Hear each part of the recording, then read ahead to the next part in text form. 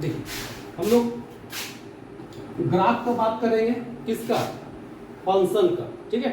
उसी में आता है तुम्हारा type of function. Type of function मतलब हम लोग बहुत तरह का फंक्शन के बारे में डिस्कस करेंगे, और या फंक्शन का हम लोग यूज करेंगे आगे।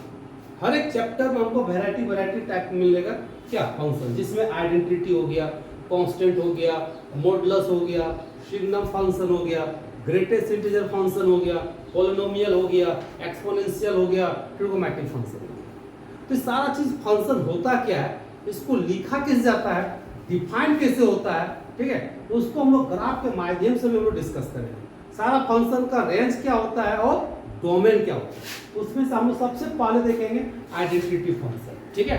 अगर कोई भी फंक्शन अगर डिफाइन होता है, ए फंक्शन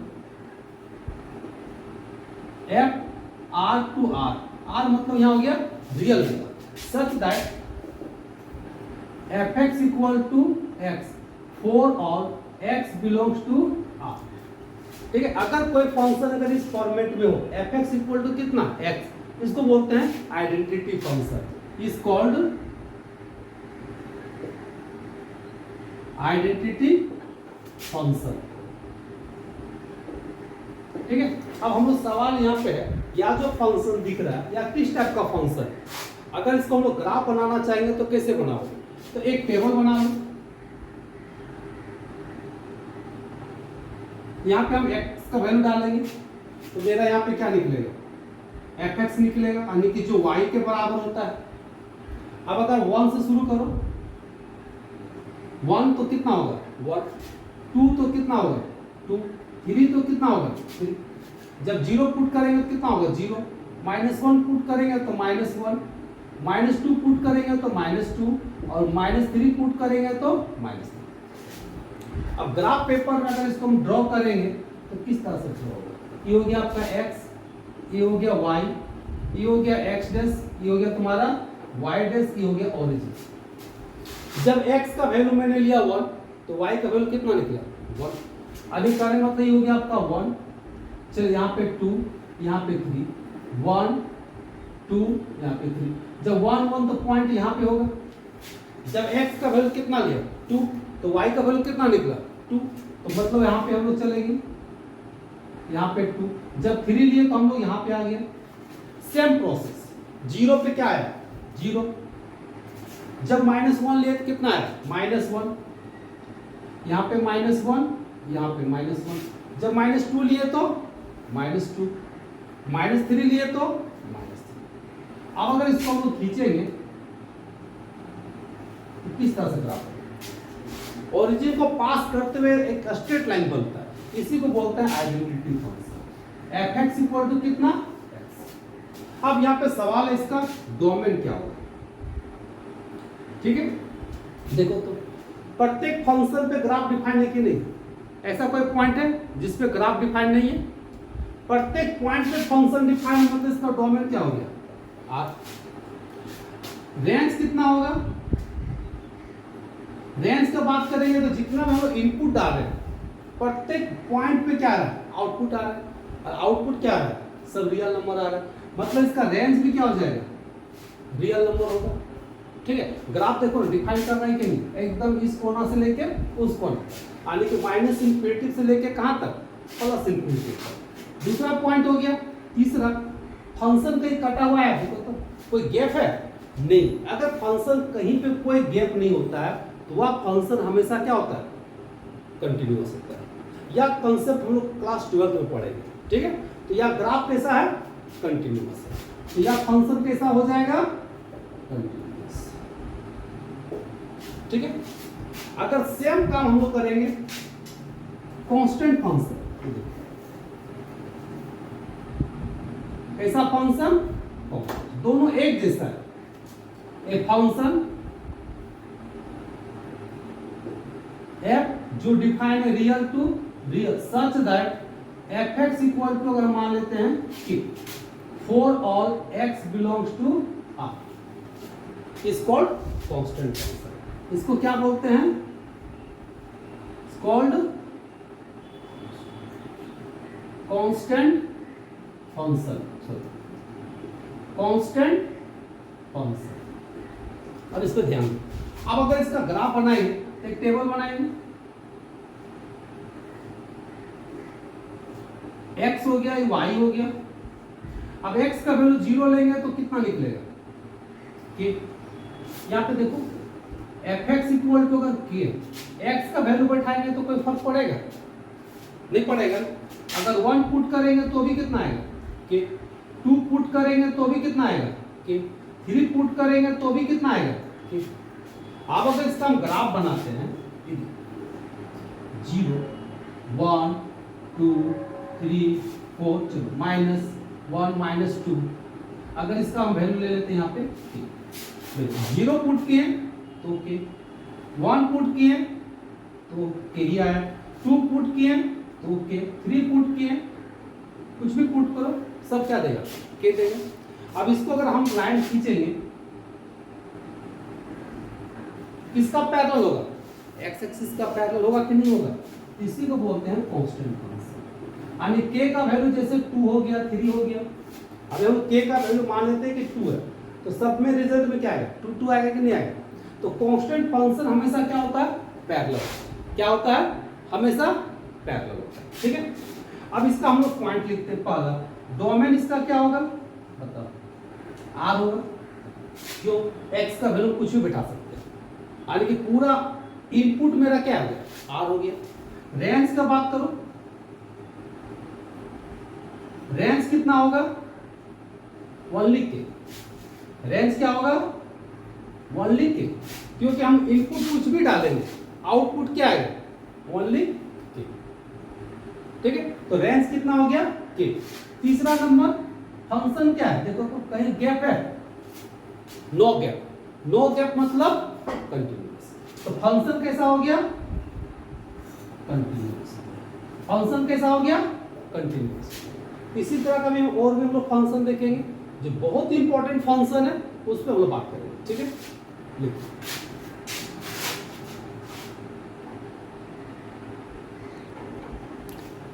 देखो थर्ड नंबर में हम लोग बात करेंगे किस पे, मॉडुलस फंक्शन पे, ठीक है। Same definition, a function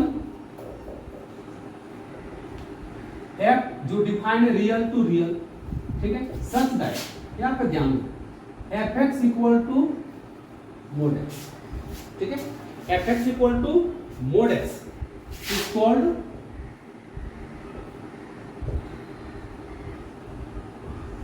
modulus function, is called modulus function. थोड़ा सा हम लोग यहाँ पे कॉन्सेप्ट जानेंगे इसका, क्योंकि कभी भी मोड x को हम ब्रेक करेंगे तो 2 रिजल्ट देगा। मोड x को अगर ब्रेक करते हैं तो 2 रिजल्ट देगा, एक x होगा, x कब होगा जब x का value greater than equal to 0 होगा, माइनस x कब होगा जब x का वैल्यू लेस देन, ठीक है। मॉडुलस जब भी क्वेश्चन लिखेगा 2 आउटपुट आ सकता है इसका, एक x होगा जब x ग्रेटर देन क्या होगा 0, माइनस x कब होगा जब x का वैल्यू लेस देन 0, ठीक है। अगर इसका हम लोग ग्राफ बनाते हैं तो सबसे पहले टेबल क्रिएट करेंगे, ये हो गया x, इधर हम लोग क्या लिखेंगे fx, x का वैल्यू हम लोग शुरू करते हैं कितना -3 से, -2 -1 0 1 2 3, काफी है, ठीक है। आप कितनों भी ले सकते हो 4 5 6 7। अब अगर हम x का वैल्यू -3 लेंगे यहाँ पे तो आउटपुट कितना आएगा 3 आएगा, क्यों मॉडुलस कैसा फंक्शन होता है मैग्नीट्यूड देता है हमेशा पॉजिटिव देगा। अगर हम वैल्यू -2 लेते हैं तो भी कितना आएगा 2 आएगा, 1 पुट करेंगे तो कितना आएगा 1, 0 पुट करेंगे तो 0, 1 पुट करेंगे तो 1, 2 पुट करेंगे तो 2 और 3 पुट करेंगे तो 3। यानी कि मॉडुलस फंक्शन क्या एक ऐसा फंक्शन है, अगर हम इनपुट पॉजिटिव डालेंगे तो आउटपुट पॉजिटिव होगा, अगर इनपुट नेगेटिव डालेंगे तो भी आउटपुट क्या होगा पॉजिटिव, ठीक है। अगर इसका हम लोग ग्राफ क्रिएट करते हैं, ये यहां से x हो गया, ये आपका x डैश हो गया, ये हो गया y, ये 0, चलिए 1 2 3, -1 -2 -3, 1 2। अब यहाँ पे गौर करो, अगर x का वैल्यू -3 लिए, इसका आउटपुट कितना आ गया? 3। जब हम x का वैल्यू -3 लेंगे तो आउटपुट कितना आएगा? देखो एक पॉइंट ही हुआ। जब -2 लिए तो y का वैल्यू कितना आ गया? 2। यानी कि आपका कहाँ पे मिलेगा? यहाँ पे। और -1 लिए तो 0 पे 0। सेम प्रोसेस, जब पॉजिटिव x लिए तो आउटपुट कितना आया? 1। तो आपका यहाँ पे आ जाएगा। जब 2 लिए तो ऐसे यहाँ पे, जब 3 लिए तो, इससे क्या पता चले? इसका ग्राफ अगर हम बनाएंगे ऐसे सीधा होगा, थोड़ा सा मेरा टेढ़ा हो गया है ना, चल ऐसे सीधा जाएगा। इससे क्या पता चला? मॉडुलस फंक्शन में x का वैल्यू नेगेटिव होता है और पॉजिटिव होता है, लेकिन नेगेटिव लो या पॉजिटिव लो, इसका आउटपुट हमेशा क्या देगा? पॉजिटिव। ठीक है, ये होता है तुम्हारा मॉडुलस फंक्शन। तो इसका हम लोग डोमेन का अगर हम लोग बात करेंगे, किसका? मॉडुलस फंक्शन का। तो डोमेन क्या होगा? पूरा -∞ से कहां तक? +∞। इसका जो ग्राफ बन रहा है ये देखो तो -∞ से कहां तक जा रहा है? +∞। क्यों? मतलब इसका डोमेन क्या हो गया? रेंज का हम लोग बात करेंगे तो इसका रेंज बताओ। माने कि अगर आउटपुट का ग्राफ किधर बन रहा है? ऊपर की। और ऊपर का मतलब हो गया हमेशा पॉजिटिव। देखो तो नीचे ग्राफ जा रहा है? नहीं जा रहा है। तो जब नीचे ग्राफ नहीं जा रहा है इसका मतलब ग्राफ इस पे डिफाइन नहीं है। तो जब नेगेटिव को डिफाइन नहीं है तो क्या इसका रेंज नेगेटिव होगा? नहीं। तो इसका रेंज क्या होगा? हमेशा पॉजिटिव। ग्राफ किधर बन रहा है? ऊपर की ओर बन रहा है ना। यहाँ पे समझना है, x की ओर देखो लाइन किधर कर रहा है? x का मतलब हो गया डोमेन और y का मतलब हो गया रेंज। x देखो -∞ से लेके +∞ तक, मतलब रेंज हो गया -∞ से, सॉरी डोमेन +∞। लेकिन रेंज का बात करेंगे मतलब y देखो ग्राफ किधर जा रहा है? ऊपर की ओर। नीचे जा रहा है? नहीं जा रहा है। इसका मतलब इसका रेंज क्या होगा? सिर्फ पॉजिटिव, मतलब R+। यानी कि इसको लिख सकते हैं 0 to ∞। कहां से कहां? 0 to ∞। आते हैं हम लोग कंटिन्यूअस कि फंक्शन कैसा है, कंटिन्यूअस है या नहीं। देखो ग्राफ से पता चलता है कहीं पे गैप है, नो गैप मतलब कंटिन्यूअस। तो ग्राफ कैसा होगा? कंटिन्यूअस। या हम लोग को क्लास 12 में पता चलेगा इसका इंपॉर्टेंस। ठीक है, ठीक था तुम्हारा मॉडुलस फंक्शन। और इस फंक्शन का यूज हम लोग बहुत ज्यादा करेंगे, कंटिन्यूटी में करेंगे, लिमिट में करेंगे, डिफरेंशिएशन में करेंगे, इंटीग्रेशन में करेंगे, और बहुत जगह इसका यूज होता है। ठीक है, तो हम लोग को मॉडुलस को यहाँ पे समझना है कि इसको जब ब्रेक करेंगे तो दो होता है, एक x होगा और -x। x कब होगा? जब x का value greater than equal to 0 होगा, और -x कब होगा? जब लेस देन 0। इसको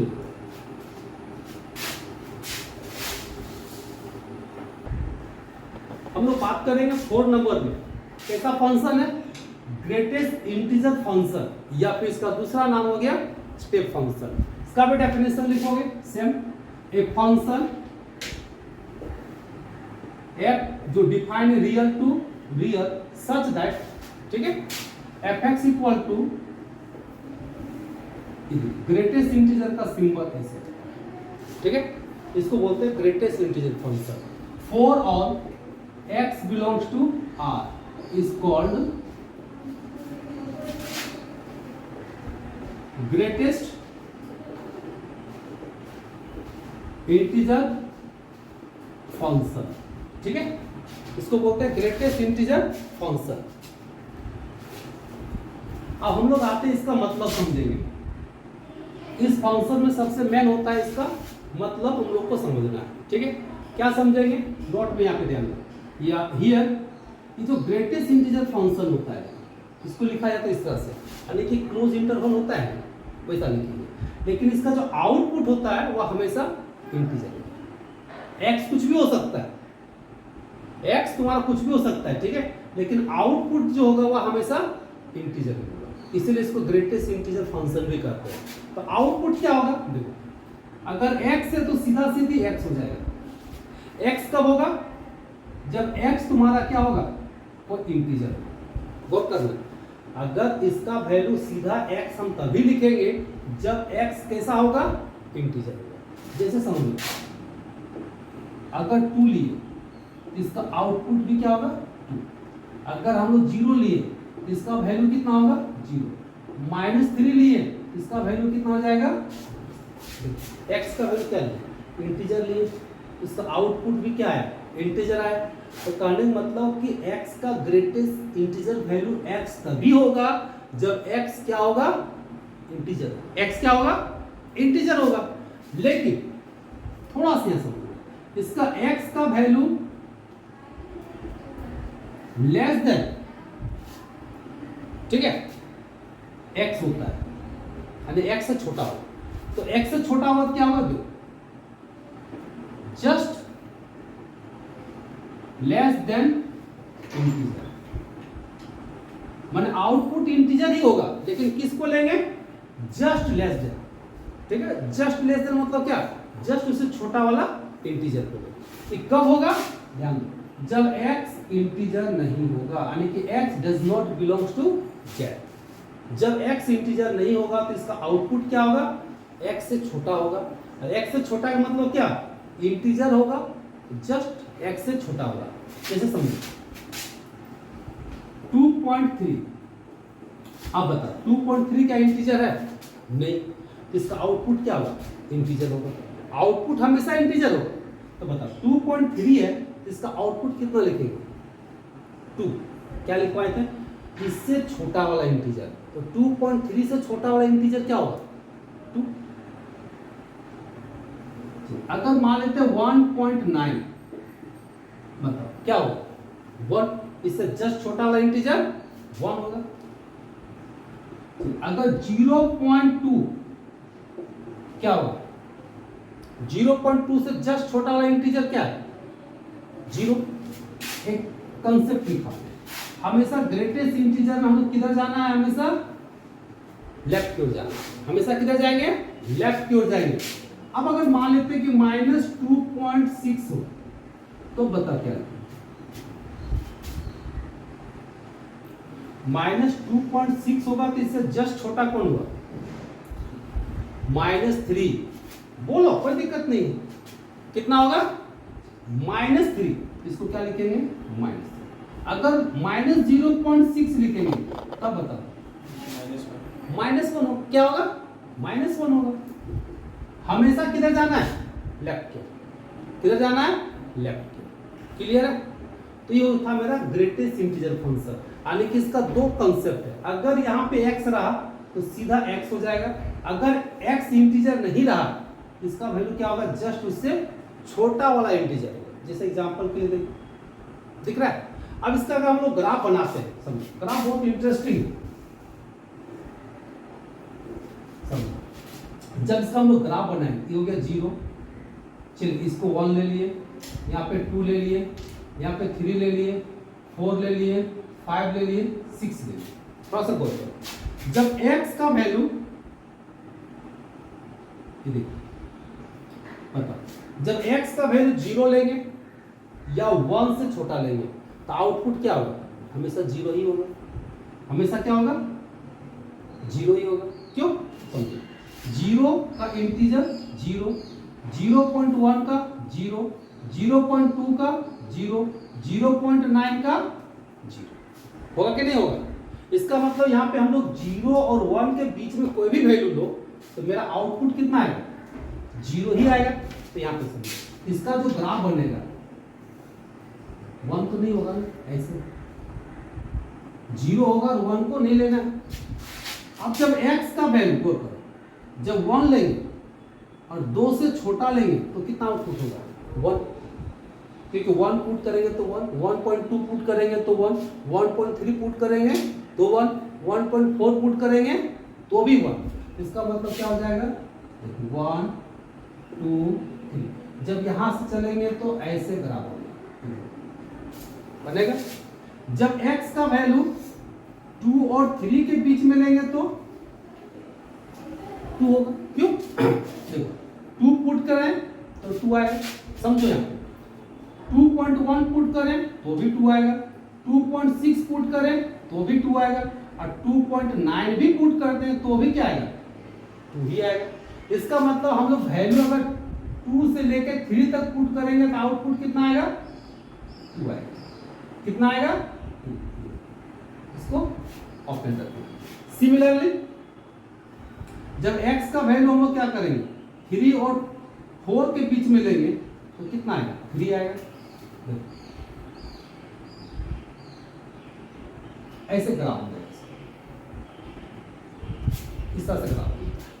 ठीक है, तो हम लोग यहाँ पे क्या क्या सीखे बताओ। इसका डोमेन क्या होगा, ग्रेटेस्ट इंटीजर फंक्शन का डोमेन R होगा। क्यों, क्योंकि x का वैल्यू कुछ भी ले सकते हैं, ले सकते हैं कि नहीं। चलिए, इसका रेंज क्या होगा, हमेशा रेंज देखो इंटीजर आ रहा है, रेंज हमेशा क्या आ रहा है, इंटीजर आ रहा है, यानी कि z होगा। कंटिन्यूअस होगा कि नहीं होगा, ग्राफ में देखो गैप है ना, बड़ा बड़ा सा गैप है कि नहीं। हम क्या बताए, नो गैप कंटिन्यूअस, गैप मतलब डिसकंटिन्यूअस। तो यह फंक्शन कैसा होता है, डिसकंटिन्यूअस। कैसा फंक्शन होता है, डिसकंटिन्यूअस। इस सब का वैल्यू हम लोग को अक्सर एग्जाम में पूछता है। एग्जांपल के रूप में क्वेश्चन इसे देते हैं। फर्स्ट ध्यान, फाइंड ग्रेटेस्ट इंटीजर 6 प्लस 2.4, इसका वैल्यू क्या होगा। तो 6 का क्या हो जाएगा, 6, और 2.4 का कितना हो जाएगा, 2, तो कितना हो गया, 8। चलिए और एक एग्जांपल लेते हैं, -3.4 प्लस 0.9, इसका वैल्यू क्या होगा। तो -3.4 का वैल्यू क्या होगा, -4, गुड, और 0.9 का 0, तो फाइनल रिजल्ट कितना आ गया, या कंपटीशन वगैरह में पूछता है। ठीक है, और इसका यूजेस बहुत ज्यादा होता है, इसी कंसेप्ट को नहीं समझने के कारण वो सा क्वेश्चन नहीं बनता है। ठीक है, या कंपटीशन लाइक क्वेश्चन बहुत इसमें रहता है, तो इसको नोट करो।